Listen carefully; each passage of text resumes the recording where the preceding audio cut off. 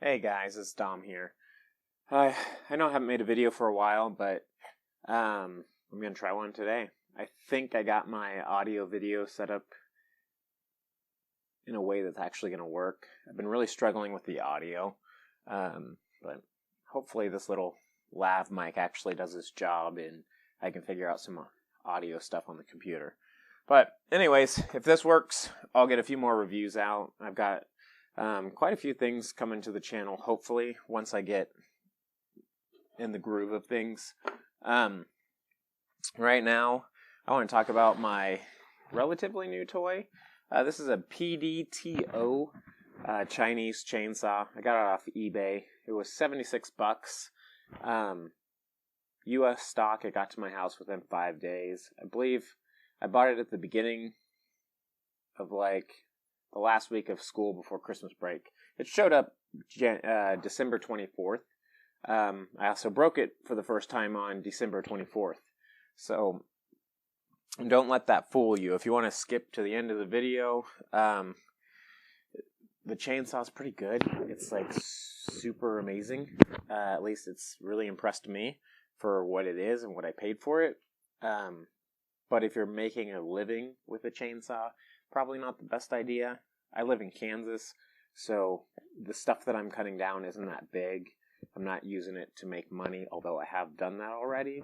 I just am cutting down trees in my pasture and stuff, just small stuff, mostly mulberry, some cottonwood, and, odds and ends. I believe it's like a clone of something, probably, most likely, being a Chinese chainsaw. Out of the box, everything worked.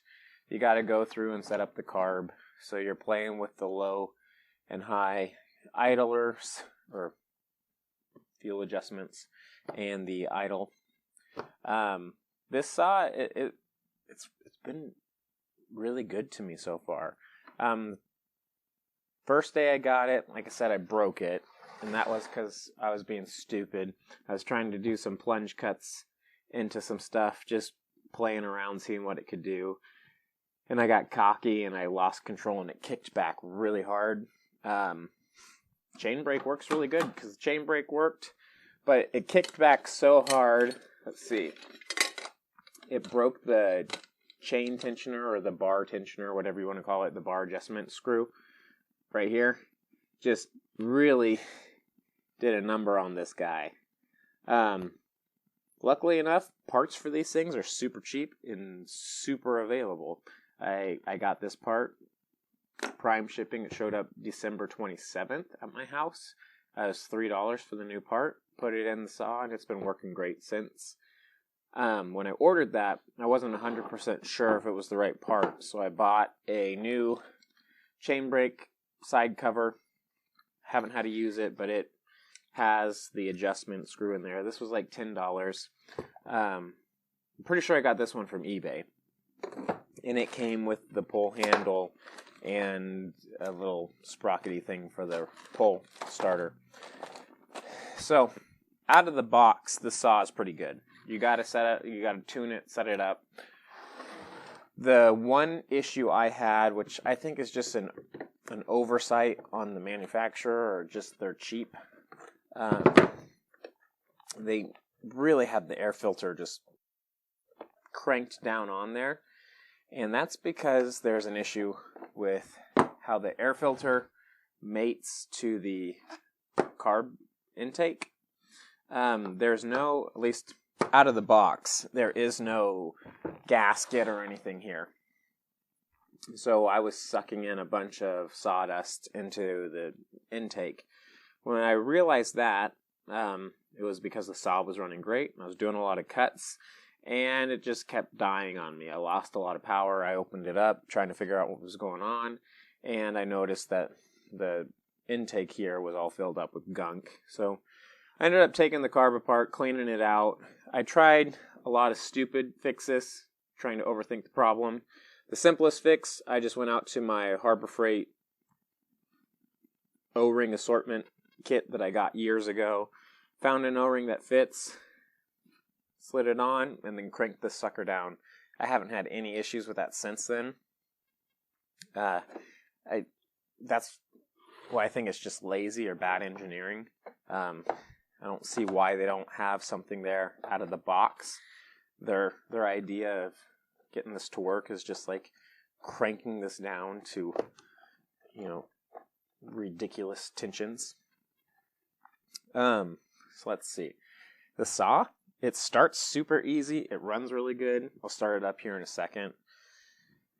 One thing that kind of got me like confused at the beginning, is I'm used to working with steels and stuff, is it didn't have a throttle lock to start it, but it's got the choke lever here. When you pull the choke out, it actually does lock the throttle.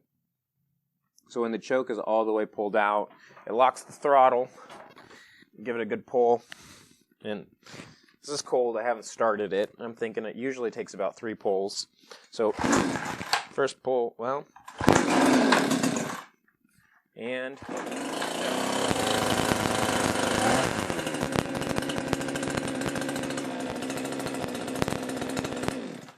yeah. So once you get it started, after you've pushed in the choke, after it fires for the first time, then you pull the trigger and that will unlock the throttle. It's just not like the steels where the trigger stays in. But the saw, it sounds good. It works really well. I haven't had any issues with this particular one other than the part that I broke.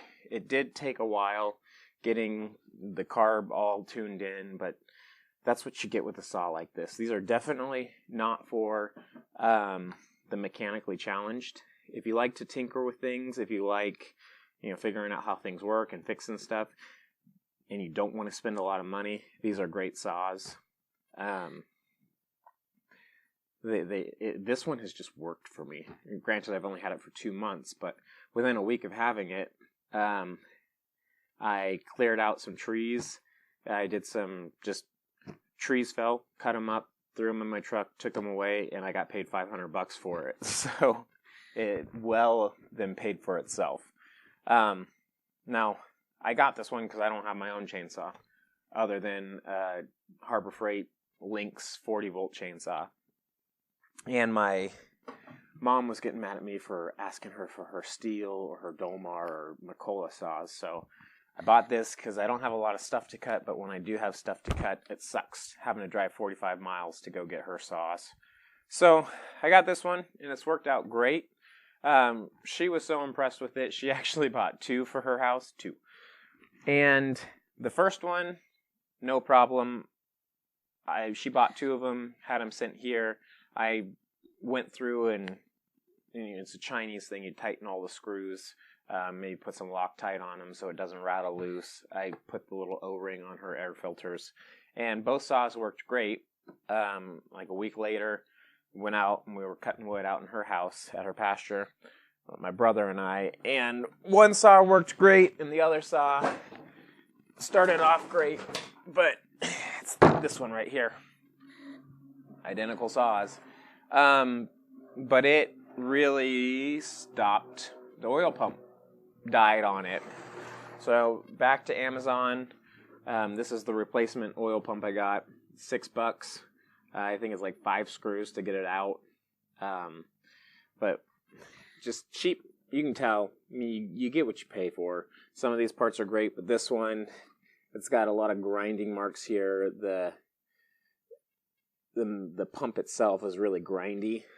I can see why it was locking up.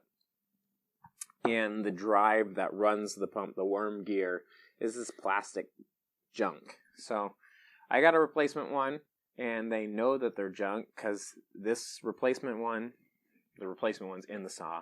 The replacement was $6, and it came with 5 extra worm gears. So it might be a good idea to have, spend an extra $20 to have parts laying around. You may need them, you may not need them. I mean, most people have an extra chain or so why not have an extra pump? It's $6. I mean, and it takes maybe 15 minutes max if you've never done it before to switch it out and get it working. So, long story short, I really like the saws. I've had really good luck with them. Out of the box, it takes a little tweaking to get going. I just used regular 2-stroke oil. I didn't use any fancy mix ratios or anything. The saws have been happy. They fire right up in cold weather. It's like 30 degrees today. I mean, it's not that cold, but you know. Fired right up. I haven't had any issues working mine, other than when I broke it.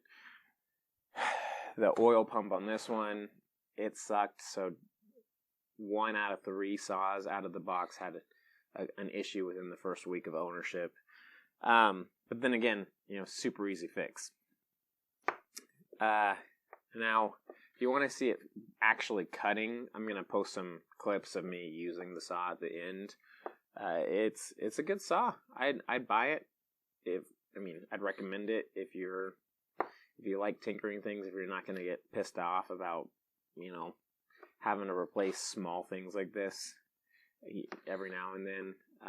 You can service it yourself. I'm pretty sure there's an entire top-end kit for like $20 on Amazon. So you could completely rebuild the saw after catastrophic failure for next to nothing. Or just buy a completely new one for $70-some. I don't have anything bad to say. They've been pretty nice. So we got that one started up. Let's see if this one will start up just as easy. Now this one I haven't gotten the carb tuned in quite as well. So hopefully today I can get out and do some cutting.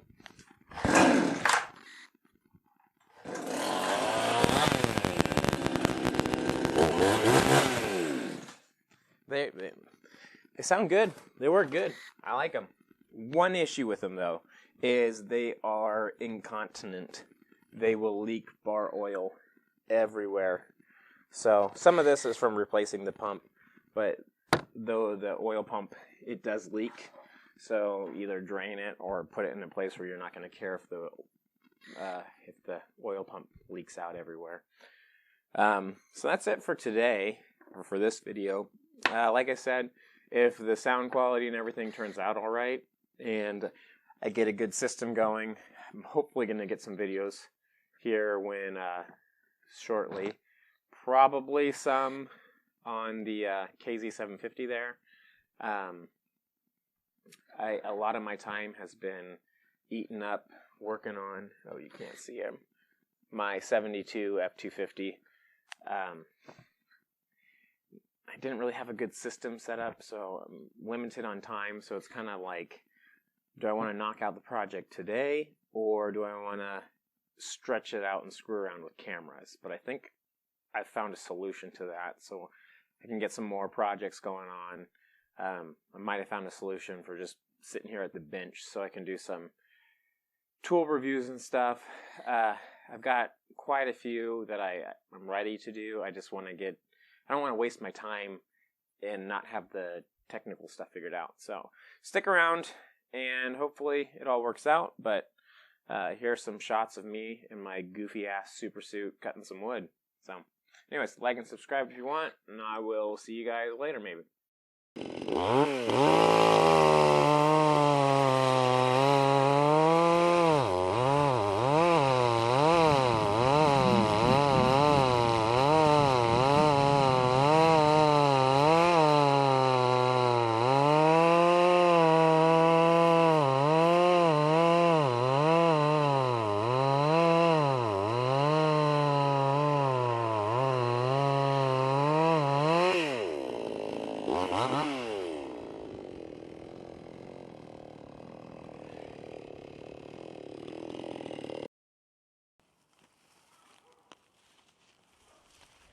Well,